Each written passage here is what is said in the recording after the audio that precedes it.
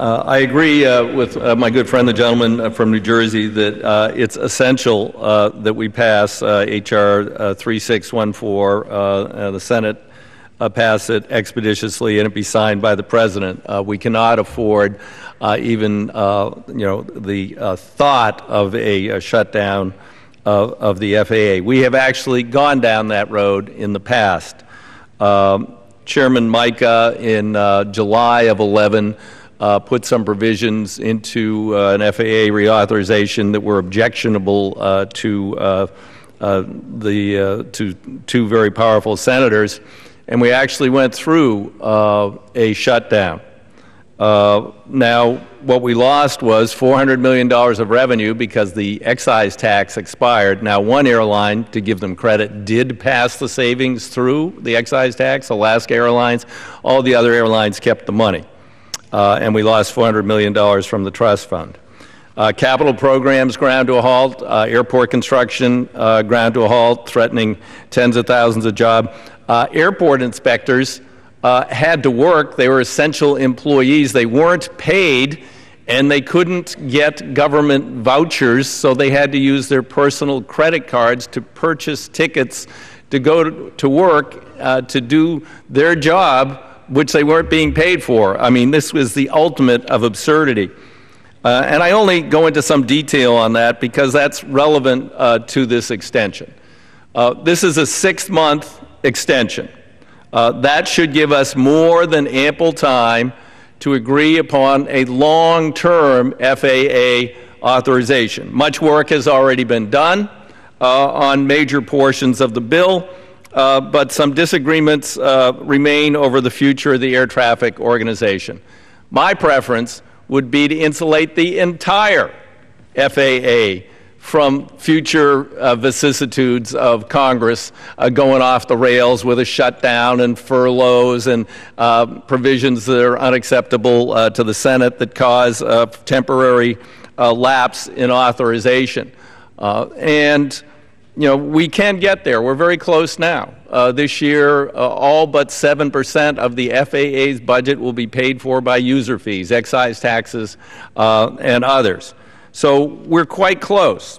So we'd like to reform procurement to streamline it and make it work better at the FAA. When I was a very young member of Congress, I got to witness the airport air traffic controllers workstation of the future. That was 1987. Well, it's 2015. They don't have them yet. The FAA is the only agency of government worse at procurement than the Pentagon.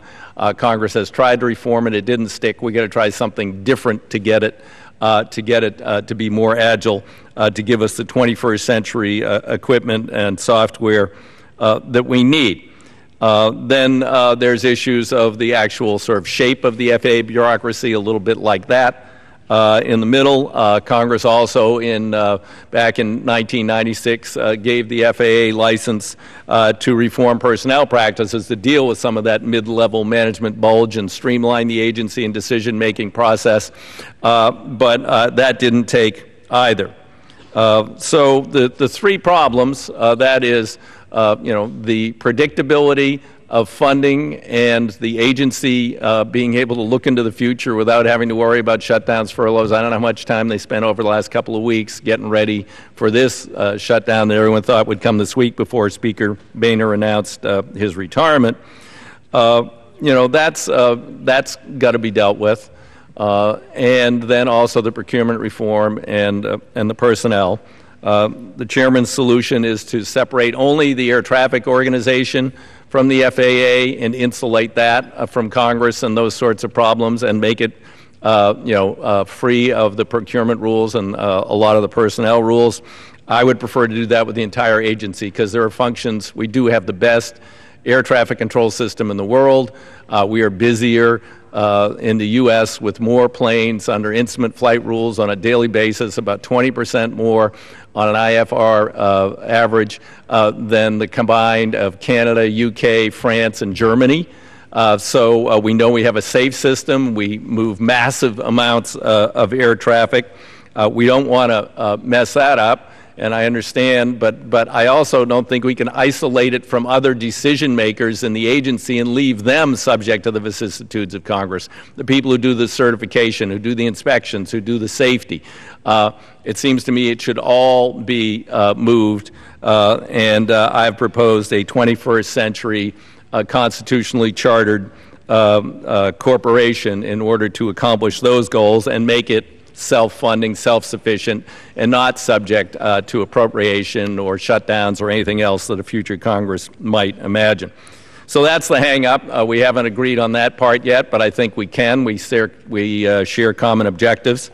And 6 months should be more than ample time. I'm hopeful that early this fall the chairman and I can resolve those issues with other members of the committee, and then we can go forward with our colleagues in the Senate and hopefully have a bill on the president's desk early next year, if not by the end of this year, although December promises to be perhaps a bit chaotic around here. So in any case, 6 months should be ample time. I do not anticipate multiple short-term extensions. Don't want them, nor does the chairman, nor do I believe any other thoughtful members of the committee. I see the gentleman from New Jersey shaking his head. We couldn't agree more. We've been down that road before, or down that runway before. We don't want to go down that runway again. With that, I reserve the balance of my time. Gentleman reserves the balance of his time. Gentleman from New Jersey. Continue to reserve. Gentleman reserves the balance of his time. Gentleman from